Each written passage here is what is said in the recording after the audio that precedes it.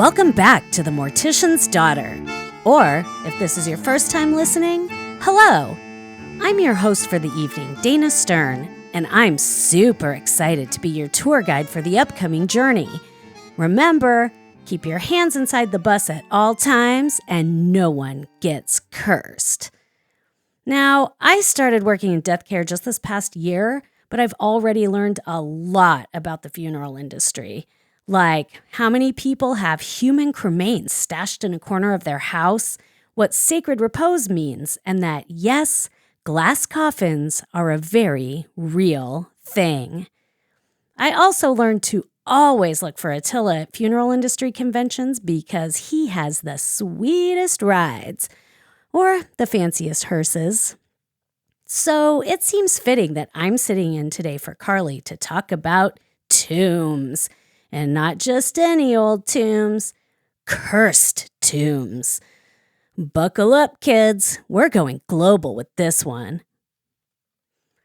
Okay, let's dig into it and go back in history, like way back, all the way to ancient Egypt and the Valley of the Kings.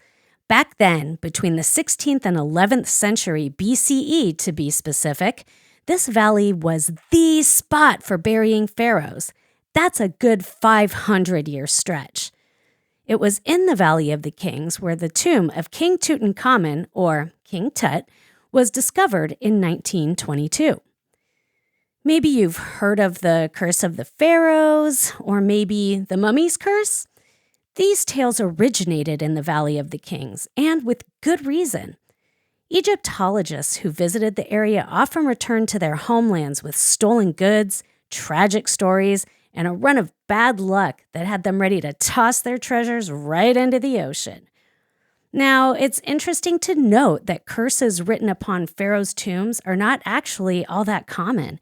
In fact, scholars have suggested that curses weren't often written on or in Egyptian tombs because it was considered unnecessary. That's because, like many people today, ancient Egyptians believed that desecrating a grave is generally a bad idea, one that might upset the gods or the ghosts and bring a whole heck of bad luck up to and including death. And that idea has moved throughout human history. In 1699 CE, a man named Louis Penisher recorded an account of a Polish traveler who decided to buy a couple of mummies, as one does, when visiting Alexandria. On the journey home, the traveler started having ghastly, ghostly visions of two phantom visitors.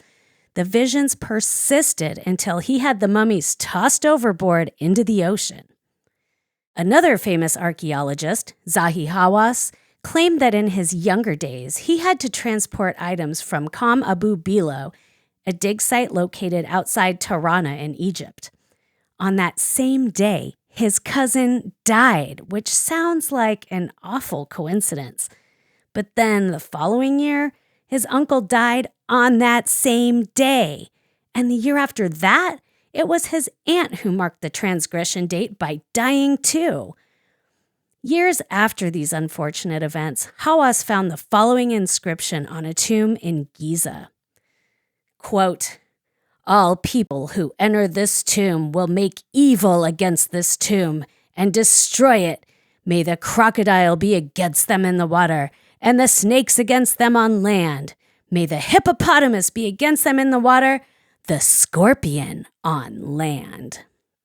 I bet he wished he started with that tomb before he went around taking stuff from different historical sites.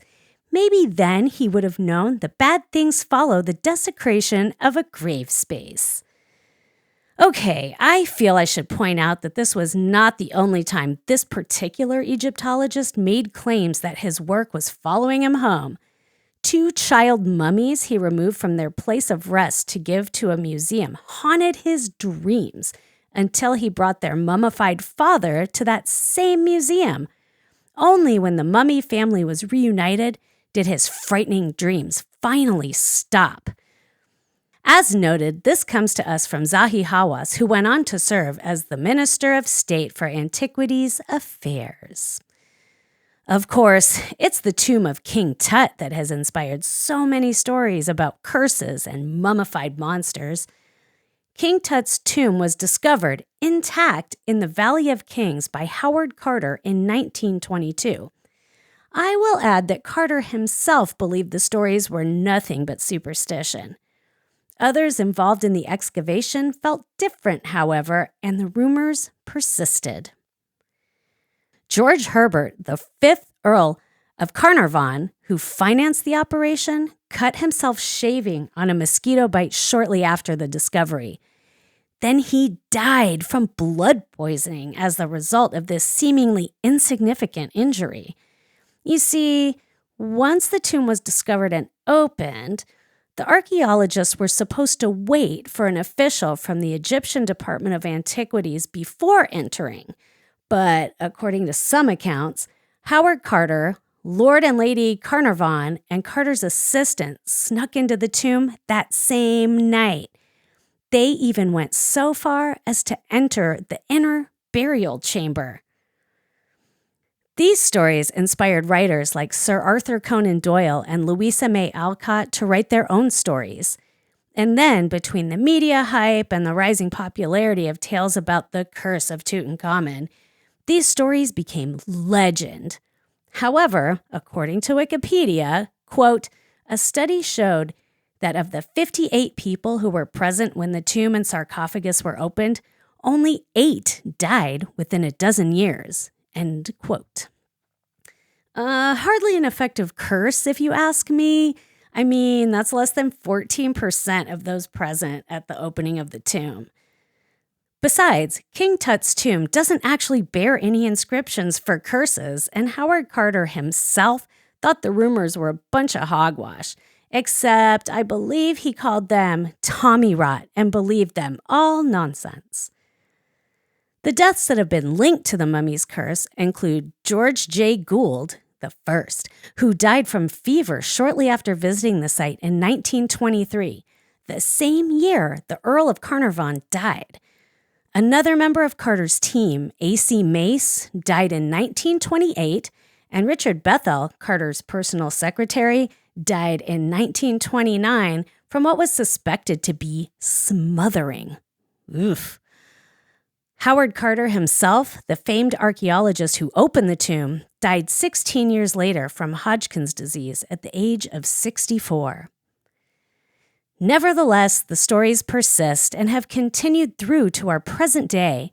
We need look no further than Hollywood to find examples of the ongoing fascination with curses from ancient Egypt. In 1932, Universal Studios released The Mummy, and then The Mummy's Hand in 1940, The Mummy's Tomb in 1942, The Mummy's Ghost and The Mummy's Curse in 1944, and then Abbott and Costello Meet the Mummy in 1955. Universal went on to make The Pharaoh's Curse in 1957, The Curse of the Mummy's Tomb in 1964, and The Curse of King Tut's Tomb in 1980. And the fun doesn't stop there. Who can forget the 1999 classic The Mummy starring Brendan Fraser and Rachel Weisz? That film relaunched the franchise, and 2 more films followed, The Mummy Returns and The Mummy, Tomb of the Dragon Emperor. Of course, we also have the spin-off series that follows, starring Dwayne "The Rock" Johnson as the Scorpion King. This series takes place in ancient Egypt and follows the origin story of the fictional mummy back to when he was, alive. Last I checked, which is right before recording this, there were 6 movies about the Scorpion King. 6. And finally, there was another Universal movie, this time starring Tom Cruise, that was released as part of the studio's Dark Universe move, but this time The Mummy was both a critical and commercial flop. Keep in mind that these are just the Universal Studios pictures. Other studios released other films, and there's also been a lot of overlap between cursed tombs and popular cinema. Take Indiana Jones, for example. Howard Carter appears as a character in 2 films from this series. Carter actually makes a lot of appearances in film and literature because of his 1922 discovery. One of my favorite parts of the stories that emerged about Howard Carter and his King Tut entanglement is set very shortly after his death. It would appear that Carter absconded quite a number of treasures from the tomb that probably should have been left behind. Not because of a curse, but because stealing ancient artifacts is wrong. As Indiana Jones would say, this belongs in a museum. So, Carter secretly pockets from prizes for his personal collection. Then he dies, and people find them during probate. Another Egyptologist, Henry Burton, was assigned the role of executor of Carter's estate. When Burton found these 18 ill-gotten antiques, there was concern this could have an effect on the relationship between England and Egypt. Rather than returning them, they matriculated into the Metropolitan Museum of Art. It was the museum that eventually returned the objects to Egypt. So most of the scholars who worked on these ancient sites were dismissive of the curse mythology, but the stories remain.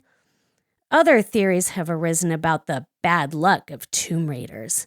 Perhaps ancient bacteria or toxic fungus spores might be the reason behind poor health and early deaths of individuals attached to these archaeological sites. And we have another cursed tomb to help us substantiate the whole deadly spores theory. This one comes from Poland this time. The tomb of Casimir IV Jagiellon in Krakow is considered a Gothic masterpiece. Casimir IV was the King of Poland and Grand Duke of Lithuania who was placed in his tomb back in 1492. In 1505, his wife, Elizabeth of Austria, was placed in the tomb as well. And in that tomb, they rested undisturbed for nearly 400 years. But in 1973, the tomb was opened by a team of 12 that were set to begin conservation work. 10 of those men died shortly thereafter.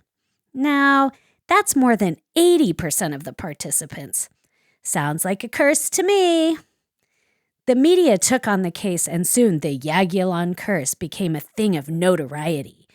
This time, however, a microbiologist decided to investigate and found a toxic fungus, one linked to some very serious conditions of the liver as well as being highly carcinogenic. The conservation team inhaled these toxic spores during the restoration project and subsequently died. Maybe that's the curse working itself out, or just plain bad luck. I'm not here to tell you which one to believe. Now, the grave of Shathmore in Scotland is recognized as another cursed burial place. This grave, however, doesn't wait for people to open it before bestowing curses. The grave belongs to a clan chief of the Highlands, Shathmore Scorviorlach, who was known as the Great Shah. Ghostly visions and elf-like spirits have been spotted in the place where Shathmore is buried, but it's not the specters that captured everyone's attention. No, I'd say the most interesting thing about this grave is its iron cage. Yep, the grave is encased by an iron cage. Supposedly, the cage is not meant to keep the ghost of this long-dead ruler in the ground, but to keep unsuspecting visitors from touching the 5 cursed stones on top of the grave. The cage wasn't actually put in place until 1983. That's a long time for cursed stones to be hanging around all willy-nilly as the list of victims continued to get longer. Once, an English footman tossed one of the stones into a river. He was found dead in that same river a few days later, and the stone was back on the grave. Another time, a journalist lifted up a stone briefly and was killed in an accident afterward as he continued his journey. There are other stories of illness and death in connection to this grave. Enough, I guess, to warrant an iron cage around the grave and its cursed stones to protect passersby. The guardian spirit of the Shahs is known as the Bordak Undone, and some suspect that it is the creature who guards the grave, wreaking havoc and those who attempt to disturb it. Well, it seems like whether or not the grave bears the inscription of a curse doesn't seem to matter. Tombs are not to be tampered with, in my opinion. But there are reasons for tomb tampering. Grave robbing is a big one, right? Leave a curse for anyone who's going to steal the stuff you planned on taking with you into the next world, right? Another reason people don't think about quite as often is actually far more prevalent: reusing the grave.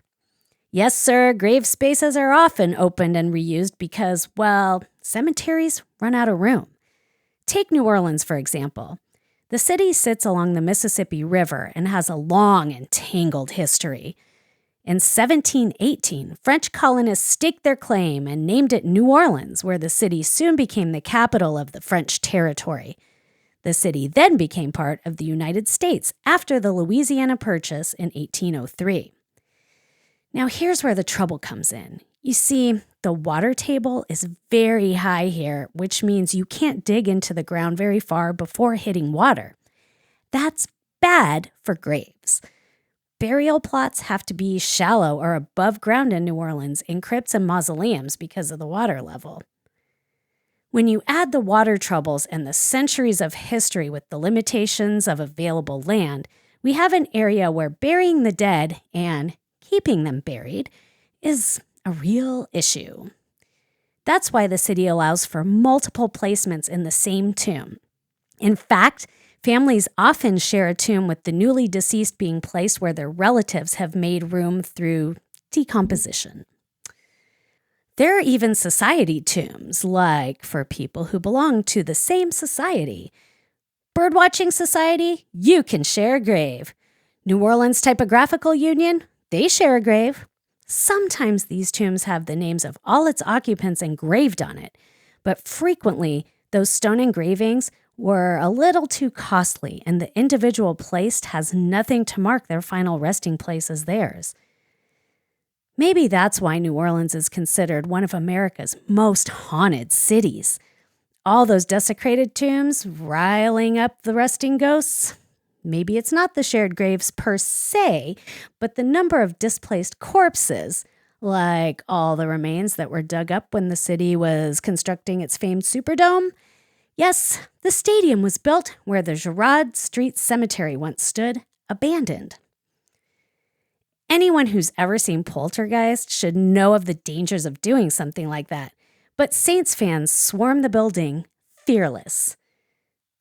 Rafi Kohan goes into all this and a whole lot more in his book, The Arena, inside the tailgating, ticket scalping, mascot racing, dubiously funded and possibly haunted monuments of American sport.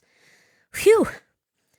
So, we went from the Pharaoh's curse in Egypt to toxic spores in Poland to the Scottish Highlands for an iron-gated grave to the city of New Orleans.